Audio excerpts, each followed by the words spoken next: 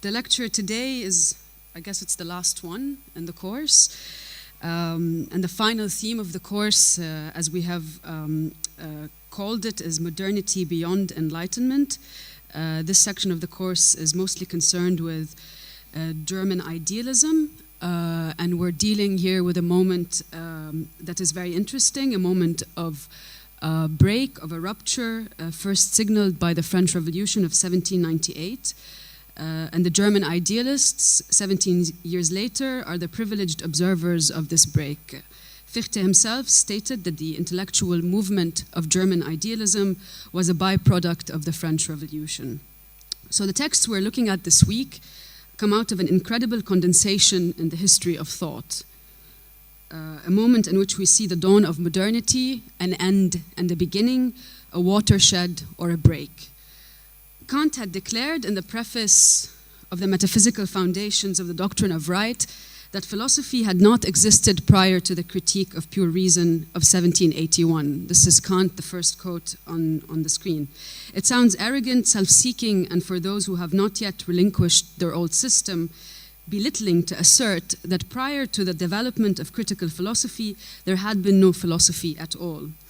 As though that were not enough, Kant had concluded the Critique of Pure Reason, with which philosophy is supposed to have begun, by predicting that the completion of philosophy was now imminent, and to quote, "It may be possible to achieve before the end of the century what many centuries have not been able to accomplish in less than 19 years.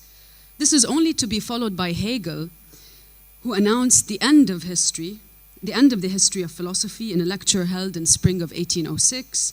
Quote from Hegel on the screen: "Herewith, this history of philosophy comes to an end," end of quote. So this concern with ends and beginnings within these crucial 25 years of philosophy was evidence of the pathos of the historical moment. The revolutionary calendar had introduced the beginning of a new count, a break that is of world historical magnitude, and one which introduced for Hegel the coming of what he will call absolute knowledge. This absolute knowledge, for Hegel, as we will see today in the lecture, can only be attained by a full immersion in the historical moment. If Hegel's system, which he ends up constructing with the science of logic, was meant to be the end of philosophy, through its becoming a science, then philosophy after this could no longer be thought of as a love of wisdom or a love of knowledge. Rather, it must be cleansed from all inclination and predilections, and the engagement with knowledge now has nothing to do with proclamations of love for it. Philosophy must now become a science, and science is impersonal, actual knowledge, and not a love object. So this internal need for philosophy to become a science corresponds to the historical moment that creates this necessity. Philosophy is now co-implicated with history. It is no longer possible through a distant love relation. There is now a tragic dimension introduced. For philosophy to become actual, it must come to its end. In the preface of his Phenomenology, Hegel characterized his age as a period of transition, as a birth of a new age. So the movement of history is inseparable, he says, from that of spirit. And spirit for Hegel is a supra-individual reality, one that is never in a state of rest. The quote from Hegel: "It is here as in the case of a birth of a child.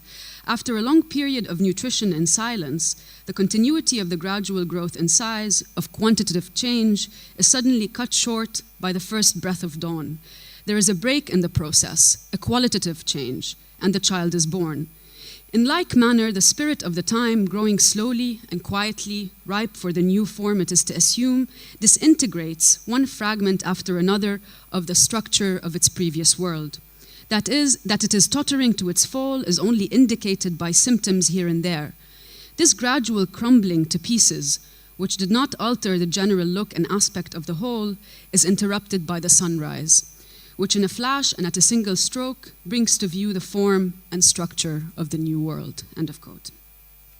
So the oldest systematic program that you will look at of 1897, which is one of the texts you will be looking at in the next 2 weeks, is a curious and foundational text for the German idealists.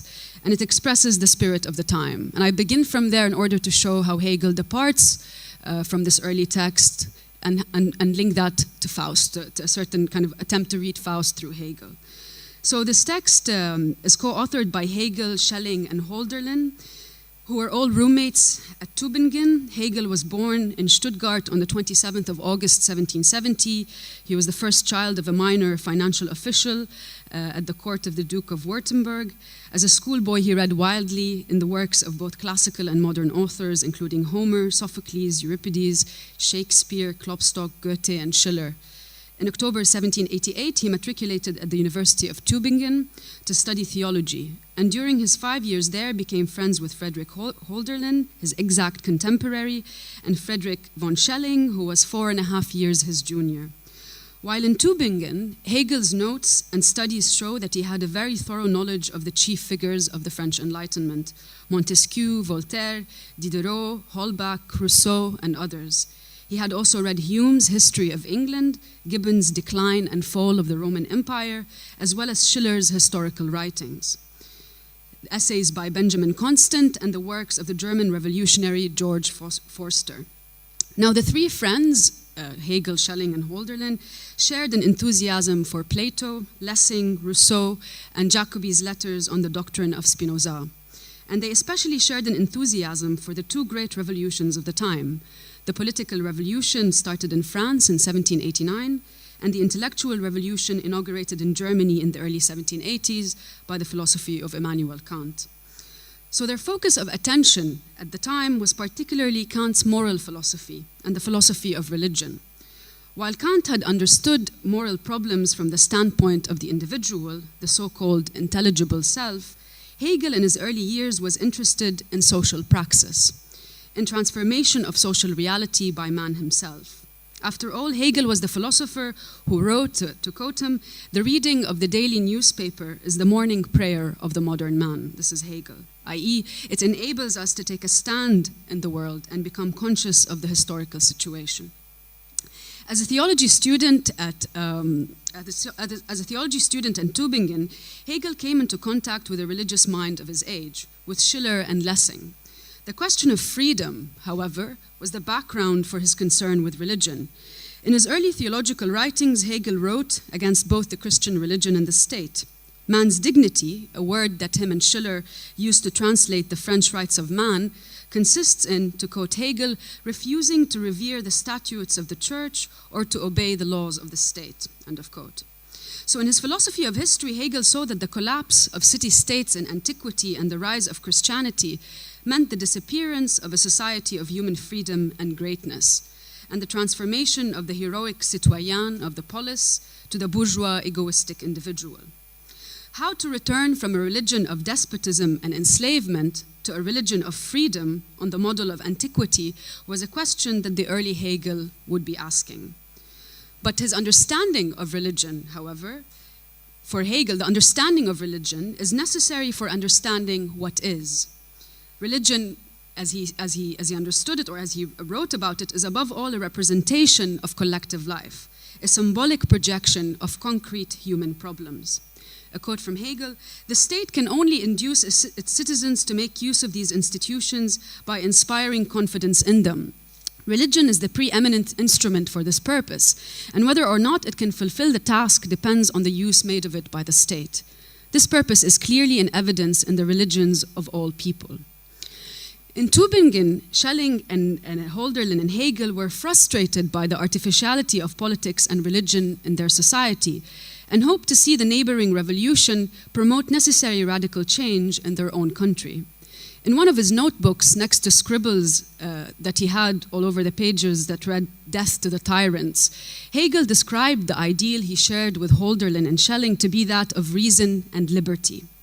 So the task of modern philosophy was constructing a philosophy of the idea for Hegel, who was an idealist from the beginning. Enlightenment cannot win over the enjoyments provided by folk religion, by the religion of the masses. It will constantly fail against this. Thus, in this early text, they argue for this mythology of reason that can only be constructed by constructing a philosophy of the idea, of what ought to be, by opposing what ought to be to what is. Philosophy is meant to awaken the minds that have been trapped in their present.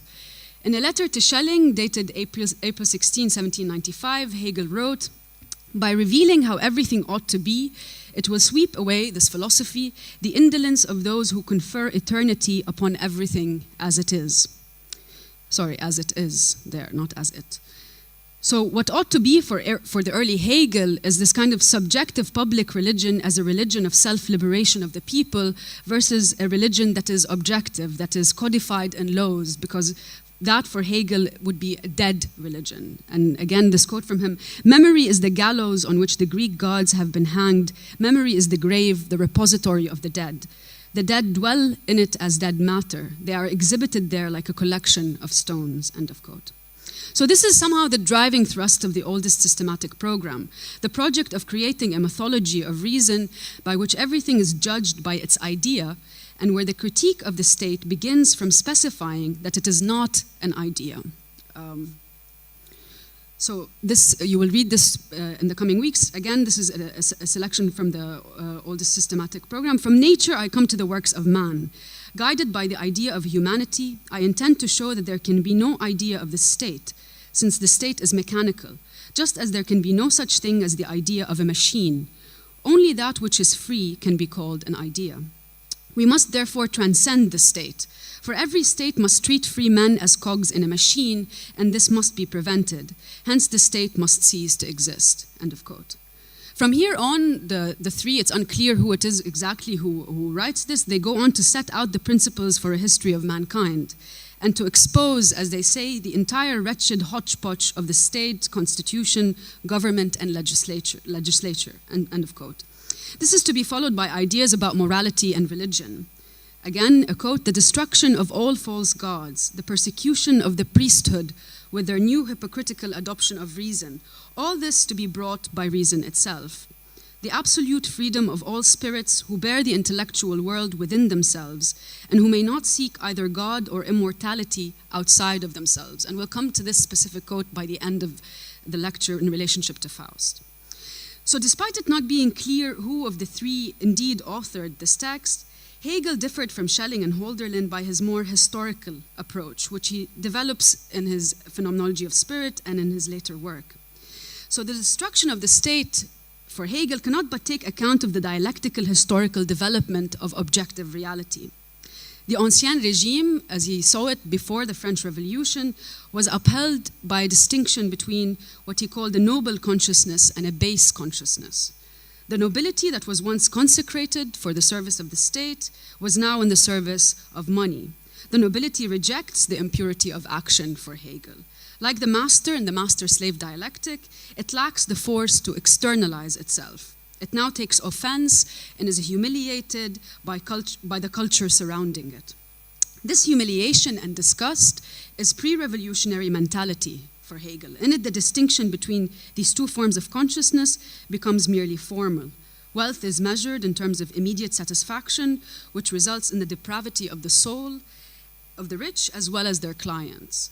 So Hegel formulates these comments in the Phenomenology on what he calls this kind of pre-revolutionary, disintegrated consciousness by discussing a translation of Diderot's text, Rameau's Nephew, which was translated into German by no other than Goethe himself.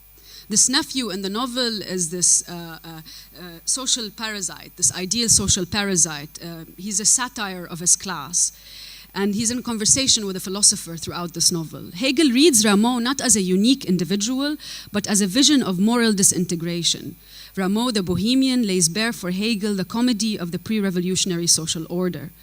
This disintegrated consciousness, as Hegel puts it, is a result of an unhappy consciousness, as he called it. The honest philosopher, who is Rameau's interlocutor in this novel, is speechless in the face of the disintegrated soul of the Ancien Régime. Hegel, in his reading of Rameau, claims that the solution to the situation of disintegrated consciousness is a return of the whole onto itself. And this return can only involve the spirit of culture itself. And again, the quote, and can only mean that it must, qua spirit, return out of its confusion into itself and win for itself a still higher level of conscious life, end of quote. So consciousness, in Hegel's understanding, is the identity of thought with itself in its own disintegration. It is only self-consciousness that through comprehending everything within itself becomes in its universality an absolute liberty. Hegel said, "Spirit is time," in his Jena writings. For it is only in the temporality of consciousness that the whole, to quote, which develops itself, resolves its own development, and in this movement simply preserves itself, end of quote, and can be present to itself. Spirit is history, a history oriented to the future because it is an absolute principle of negativity, as Hegel put it. So spirit for Hegel is the consciousness of life. The consciousness of life, however, as we will see, is very different from life itself, and this is where Hegel will depart from the other romantics or the other romantics of his time. Self-consciousness for Hegel only emerges with the break from naive immediate life, and this existence of self-consciousness emerges from the womb of the world as a negation of every particular modality of being. Further, to become conscious of life is to reflect upon death, to exist in the face of death itself. In 1801, Hegel left Frankfurt, and these will all be, I will go through these through the reading of Faust, all these points that I just made. So in 1801, Hegel left Frankfurt to join Schelling in Jena, which not long before had been home to both Fichte and the circle of the Romantics around Friedrich Schlegel. In 1807, he published his work, which marks the beginning of his philosophical maturity, The Phenomenology of Spirit.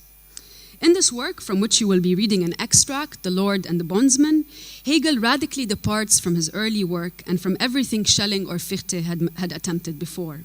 In The Phenomenology, he provides an account of the development of consciousness from the standpoint of immediate sense certainty to the standpoint of what you will call absolute knowing or philosophy itself. So while he was in Tübingen, he was an avid enthusiast for the French Revolution. However, he was skeptical about the naive enthusiasm for change, for the sake of change, and of the disparaging opposition to change. He saw the need or the answer to these both positions was a rediscovery of the path through which the human spirit had reached its historical present in terms of its past development. Spirit is what it is only through what it has already come to be, through its own history for Hegel. So in order to retread this path, Hegel would attempt the massive feat of relating the singular and the universal, or as he put it, to think life, as he put it. The concept of life was an important one for the German Romantics. Herder, Goethe, Schelling all used the Spinozan language to reconcile nature understood as an infinite productivity with matter, with a conditional and limited product. Concepts like world soul were proposed for this kind of reconciliation in which matter, force, and spirit are all united. And in Faust, we can see already life being posited against some kind of moribund speculation. This is Faust. Instead of living nature in which God created man, you're surrounded by smoke and rot, animal skeletons and dead man's bones. So Hegel, for Hegel, there is no infinite as such understood as productivity without concrete oppositions. The infinite is not what lies beyond finite oppositions, but it is the finite oppositions themselves that are infinite. Unlike the Romantics, Hegel posited a distinction between life and the consciousness of life. Living thought, or the thought of human life, can only occur by a certain departure from nature. It is not an intuition of nature, but a development of consciousness. Thus, he does not share the cosmic sympathies of Schelling, for instance. For Hegel, nature is an inferior moment of the idea. It is not a complete manifestation of the absolute, as he says.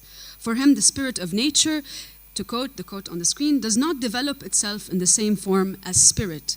It is only spirit for the spirit who is conscious of it.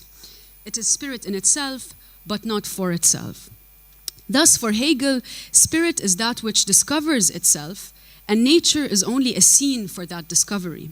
Nature's spirit is hidden. While the Romantics considered the notion of life as a totality, as you see with the questions posed by Faust, eternal nature, where shall I grasp you? Where are you? Breasts, you springs of life, on which hang heaven and earth, toward which the parched heart presses. You flow, you suckle, must I do without you? This is Faust. So while the Romantics debated nature in terms of its infinite productivity versus its conditioned and limited product, following Kant, who had declared a supra-sensible substratum of nature as unknowable, Hegel did not agree with the romantic propositions of some unknowable world soul, a unity or identity from which everything flows and to which everything flows. Rather, Hegel saw contradiction and opposition as absolutes.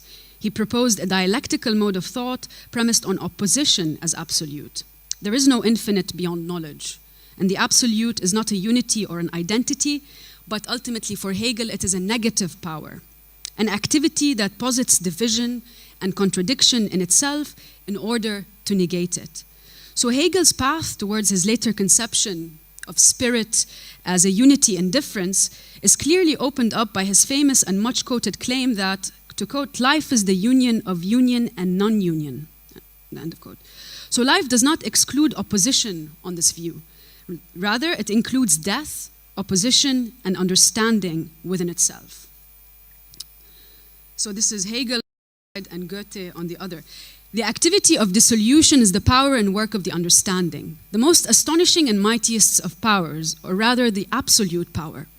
The circle that remains self-enclosed and like substance holds its moments together is an immediate relationship, one therefore which has nothing astonishing about it, but that an accident as such, detached from what circumscribes it, what is bound and is actual only in its context with others, should attain an existence of its own and a separate freedom. This is the tremendous power of the negative.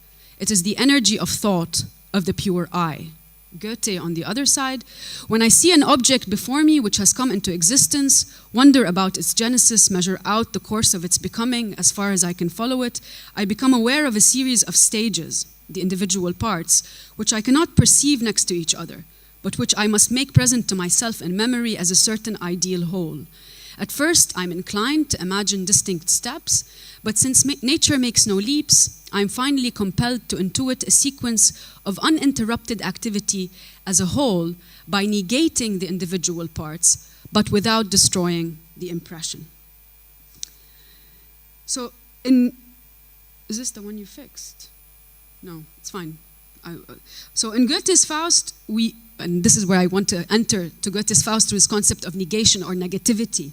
In Goethe's Faust, we see how the principle of negativity embodied in Mephistopheles is necessary for consciousness to unfold.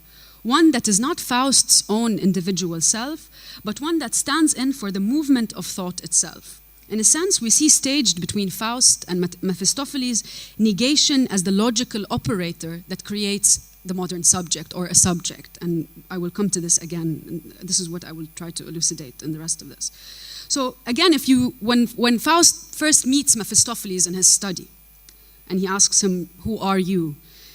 Mephistopheles responds, "I am the spirit of perpetual negation, and rightly so, for all things that exist deserve to perish and would not be missed. Much better it would be if nothing were brought into being.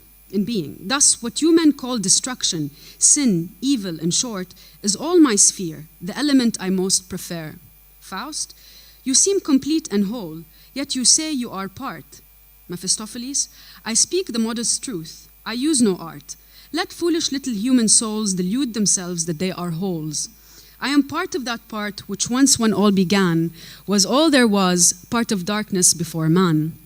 Whence light was born, proud light, which now makes futile war, to wrest from night its mother what before was hers, her ancient place in space. For light depends on the corporeal worlds, matter that sends visible light out, stops light in its stride, and by reflected light is beautified.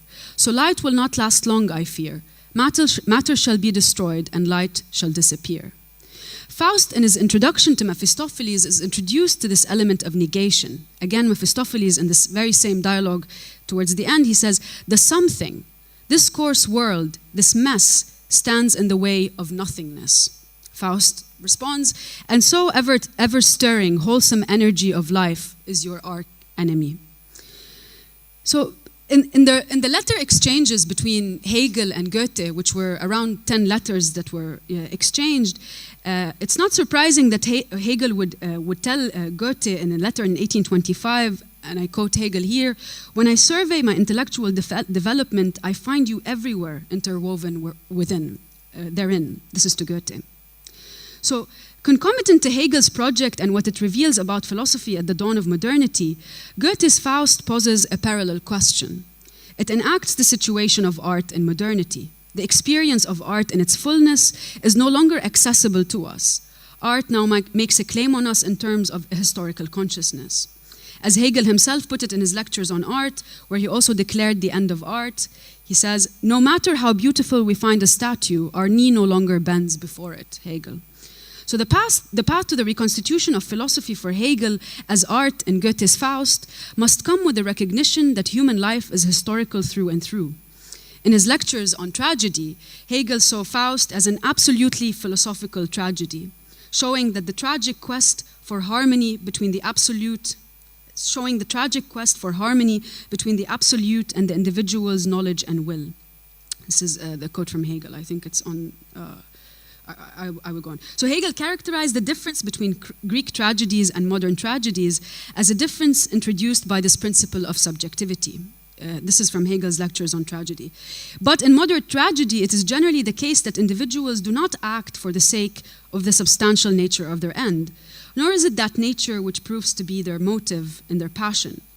On the contrary, what presses for satisfaction is the subjectivity of their heart and mind and the privacy of their own character.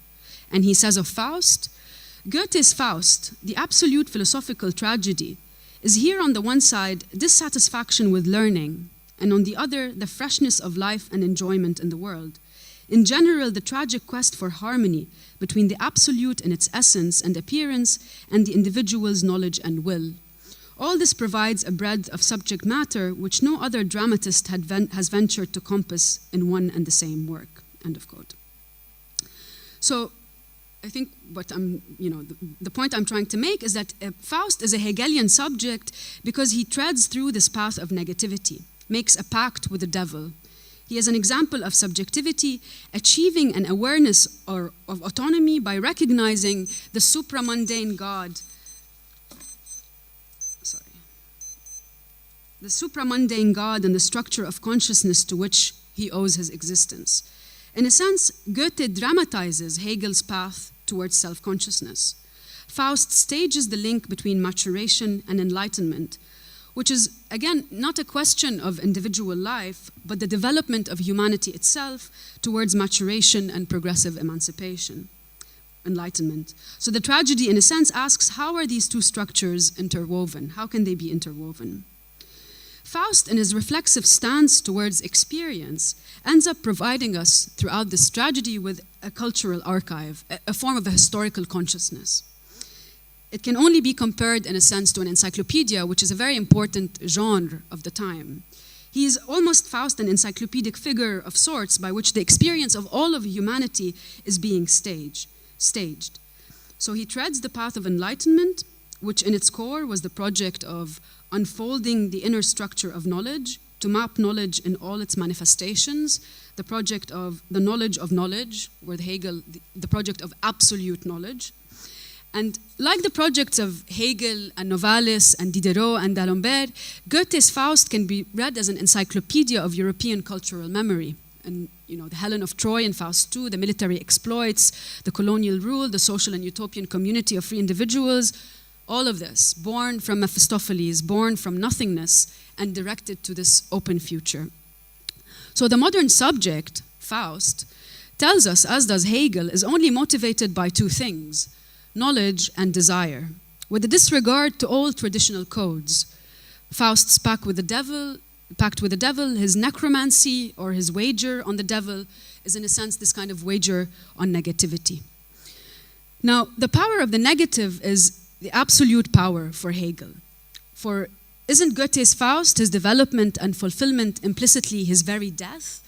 The growth of the individual as a living being is by means of his own negation and maturation, is what Faust seems to tell us. Hegel maintained that the living being, in positing himself, negates himself. It is, to quote, just as much a formation of independent individual shapes as it is a way of cancelling a shape assumed, end of quote. So the life of the child is the death of the parent. In this cycle of life, the universal and the individual interpenetrate. As a totality, life can only be conceptualized, for Hegel, by transcending differentiations, but it also needs to presuppose separate structures. The engine of this process is the power of negativity.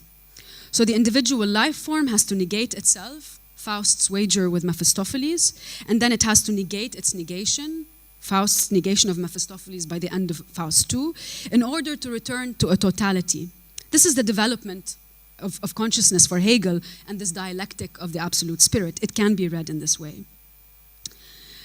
Now, as I've already said, the task of philosophy for Hegel is not to be a philosophy of nature, but to be a philosophy of the life of consciousness. So it denounces all that is dead in the living body of spirit. Consciousness, thus, is not a consciousness of nature, but a relation between two self-consciousnesses, between man and man, individual and society, master and slave.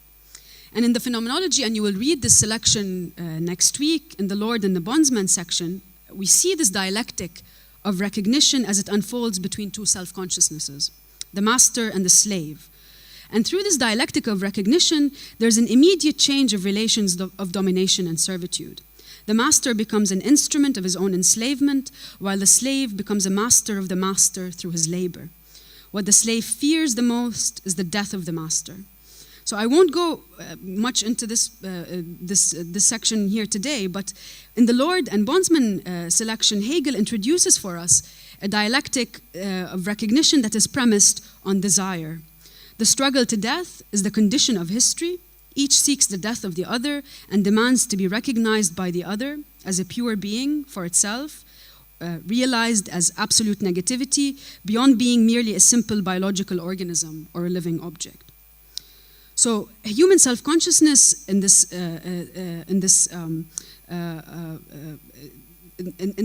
dialectic of recognition between two consciousnesses is premised in the first place on desire, on a desire that is never satisfied. And Faust is precisely also placed into this kind of problematic. Man desires to live, but life in him appears at once as something identical and alien to him. Think of Hamlet, the time is out of joint, better not to be, another figure of negativity. Think of Mephistopheles. So consciousness of life is premised on a disruption, on a diremption, a disjunction, a break, that is put into play by the negative principle of desire. So we go back to the prologue in heaven. What does the Lord say to Mephistopheles in the prologue? He says, "You are a type I never learned to hate, among the spirits who negate. The ironic scold offends me least of all. Man is too apt to sink into pure satisfaction. A total standstill is his constant wish. Therefore your company, busily devilish, serves well to stimulate him into action." So Hegel introduces desire or deduces it from the concept of life, not as a biological life, but as what includes both subjects and objects, the animate and the inanimate. It is what is maintained with the passing of all entities which are caught in its circle. If life can only survive death as a universal, then desire surely is not a life function. The struggle is not for survival between the slave and the master, but it is about the willingness to put more at stake than one's mere survival. The slave wants life over liberty and hence must labor endlessly, become a mere consciousness of thinghood, as Hegel says, while the master is a master over one who has squandered away the status of subject, a master of someone who is not worthy to provide recognition. From this struggle emerges death as the absolute principle of negativity through which human history is generated. It is, as Hegel would put it, a freedom towards death. The true life of spirit is not one who recoils from death or becomes conscious of it, but in one who internalizes death. A quote from Hegel, "It is the magic power that converts the negative into being," end of quote. So this is the Hegelian understanding of the subject, that which contains human history, not limited to any particular being. Thus, who is Faust in Goethe's tragedy, if not the coming into being of a subject? Faust, if I ever lie down in sloth and base inaction, then let that moment be my end. I'll be your false cajolery, you lull me into self-sufficiency. If any pleasure you can give deludes me, let me cease to live, I offer you this wager. So the exchange of knowledge for pleasure, for desire, is the wager. Faust says, I tell you, the mere pleasure is not the point. To dizzying, painful joy I dedicate myself to refreshing frustration, loving hate.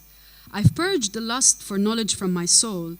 Now the full range of suffering it shall face. Now my inner self I will embrace. the experience allotted to the whole race of mankind. My mind shall grasp the heights and depths. My heart knows all their sorrows and delights. Thus I will expand myself, and their self I shall be, and perish in the end like all humanity. So again, the structure of this wager can be read through Hegel. God dies in man, while man raises himself to the divine through a history that is his judge. And here one can go back to the beginning quote from the beginning. So the destruction of all false gods, the persecution of the priesthood, with their new hypocritical adoption of reason, all this to be brought by reason itself. The absolute freedom of all spirits who bear the intellectual world within themselves and who may not seek either God or immortality outside of themselves. So again, the structure of the wager can be read as this. God dies in man while man raises himself to the divine through a history that becomes his judge. So in a sense, like Faust's story rehearses all the stages of classical mythology in order for him to be the mythic figure of modernity or the subject of history, Hegel, if we go back to the oldest systematic program, makes a similar claim.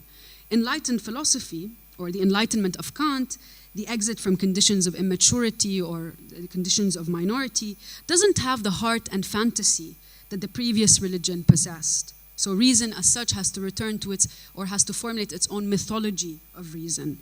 Hegel, or the three of them in the oldest systematic program, until we make ideas aesthetic, i.e. mythological, they hold no interest for the people. And conversely, before mythology is reasonable, the philosopher must be ashamed of it. Thus, finally, the enlightened and unenlightened must shake hands. Mythology must become philosophical, and the people reasonable, and philosophy must become mythological in order to make philosophy sensual. Then external unity will reign among us. Never again the contemptuous glance, never the blind trembling of the people before its wise men and priests. Only then does equal development of all powers await us, of the individual as well as of all individuals of. No power will be suppressed any longer. Then general freedom and equality of spirits will reign. A higher spirit sent from heaven must establish this religion among us. It will be the last work of the human race. And what could this higher spirit be rather than, let's say, Mephistopheles as this kind of the spirit of the negative? So it's a short lecture. It's over. Yeah, okay.